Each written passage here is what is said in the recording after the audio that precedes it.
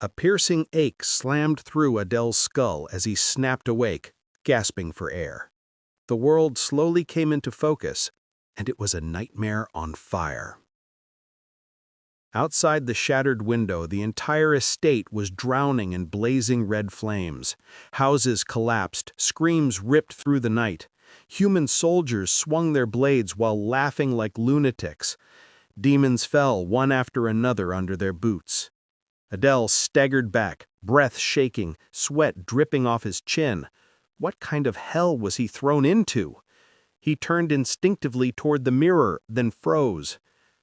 Staring back at him wasn't Adele at all, but a boy. A familiar face. Brown eyes filled with fear. 10 years younger. This wasn't Adele's reflection. This was Samuel. A cold realization punched him in the gut. The timeline. The fire. The chaos. This was 10 years in the past. The human versus demon war. The day Samuel's clan was slaughtered. Adele's voice cracked inside his own mind. That means I'm inside Samuel's worst memory. Before he could process more, the door creaked open. A woman stepped into the room, her silhouette framed by the raging fires behind her.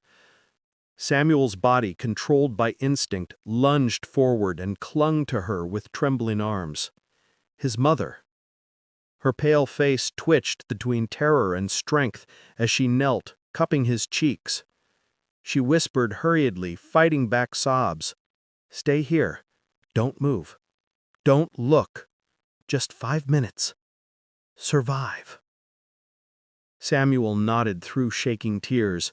She smiled one last time, a heartbreaking smile. A goodbye in disguise. Then she stepped away and shut the door. Darkness swallowed the room. Only the faint glow of flames leaked through the cracks. Samuel hugged his knees, trying not to breathe too loudly. The sounds outside grew louder. Pleading voices, violence, a monster of a war tearing his home apart. The door jolted violently. Samuel's blood turned to ice as a cruel voice mocked from the other side. "So this is where you're hiding." Her mother's furious shout erupted. Metal crashed. Pain followed. Samuel's gaze, drawn by a sliver of light, saw it. A blade. Driven straight through her mother's back. Blood sprayed like rain across the floor. The soldier behind her grinned with twisted satisfaction, boasting about her husband, the clan head, already beheaded by Count Leon. Samuel's knees gave out. Tears poured silently. He recognized another figure nearby, a maid, half-demon, betrayer, smiling through her fear as the humans rewarded her treachery. The soldier raised his hand casually. Flames detonated outward. The servant's head dropped before she even screamed. The mansion shook, another explosion thundered, and everything went black. Under heaps of burning debris, Samuel clawed upward, fingers bloodied, nails ripped. He dragged himself out. He could barely breathe. His mother lay a few feet away, cold, still. His broken voice cracked the silence as he crawled to her side. The agony inside him snapped something. A storm of dark blue demonic energy exploded around his tiny frame. It twisted, it hissed, it craved, it wanted to devour. Adele realized what was happening. Samuel was about to consume his own mother's remains to survive, a primal, cursed instinct. Adele shouted for him to stop, but he was just a witness. Samuel had lost every shred of reason. Red eyes gleamed. Hunger roared. The world shattered into blinding light. Adele jerked awake somewhere else, gasping, bile burning his throat. He wiped his mouth with a shaking hand, whispering the truth he'd just seen. This is why Samuel despises half-demons. This is why he despises me. That tragedy, that betrayal, that trauma. Who could stay human after surviving that?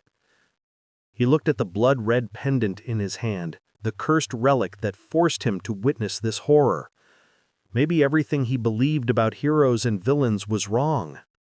But there was no more time to sink into guilt.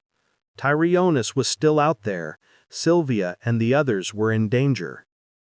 Adele masked up, surged into the air, and accelerated toward the battle. To his shock, what felt like days inside that memory had been mere minutes outside. The battlefield roared below. Samuel and Sylvia's forces clashed with humans at full brutality. Samuel unleashed monstrous magic, shark-shaped mana beasts tearing through enemies like rabid predators. Just when victory seemed near, Sylvia panicked, ordering retreat. Escape scrolls activated, and beams of golden light dragged her troops away. Samuel refused to let anyone flee. His demonic aura spiked, spawning an arborous entity that lunged toward Sylvia, and everything froze. Instant. Absolute. Ice. A figure stepped from the frozen spell like a god descending. Eyes glowing. Aura suffocating. Blade dripping with sacred light.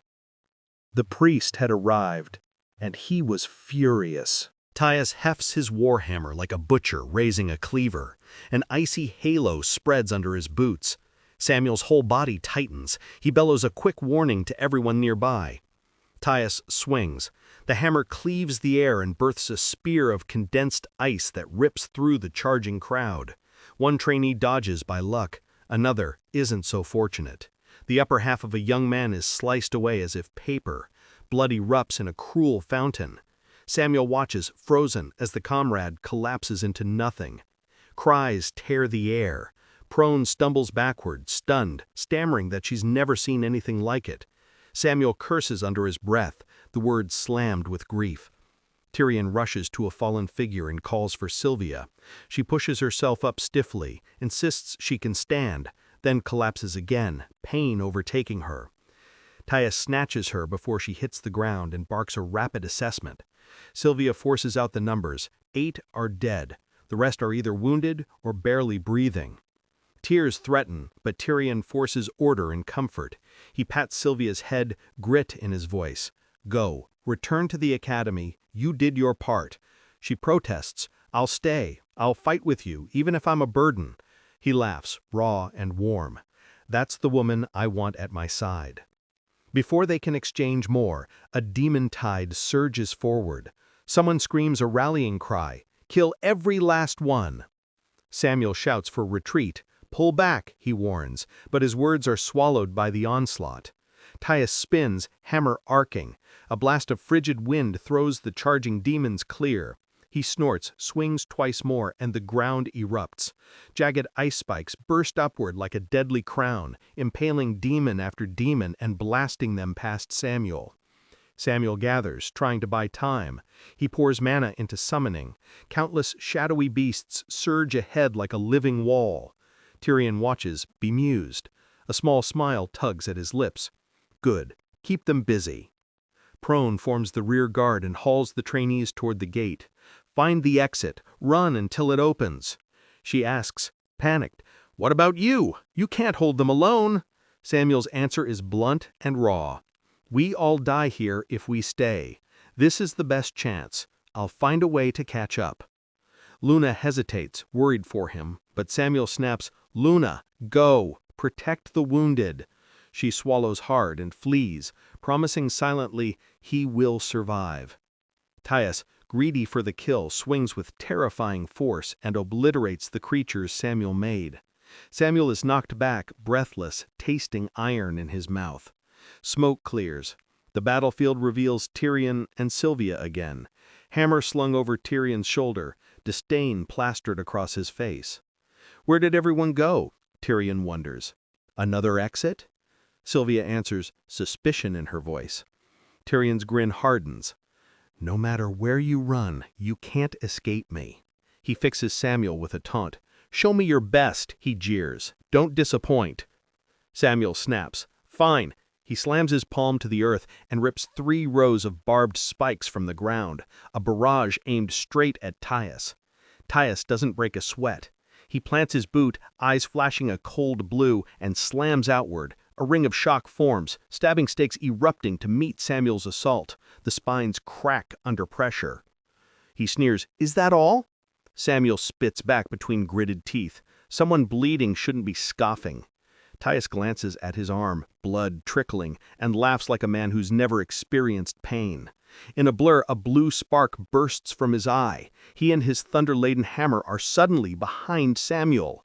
The hammer falls with the force of a mountain. Dust explodes. When the grit settles, Samuel is on the ground, collapsed.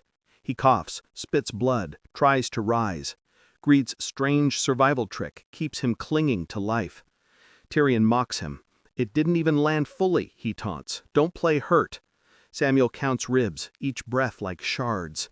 He forces himself up anyway. He won't watch them die in front of him. He bellows a warning, "Don't come closer!" But fate cuts him off. A hammer swing severs one leg clean from his body.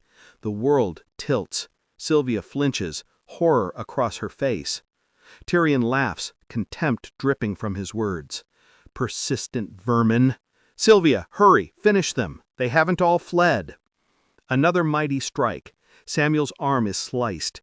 He crumples, racked with pain, the land around him stained with what remains of his strength.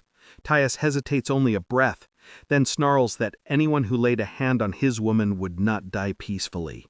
Samuel writhes, defeated, but Tyrion shows no mercy. He brings the hammer down again and promises to grind what's left into the same ruin.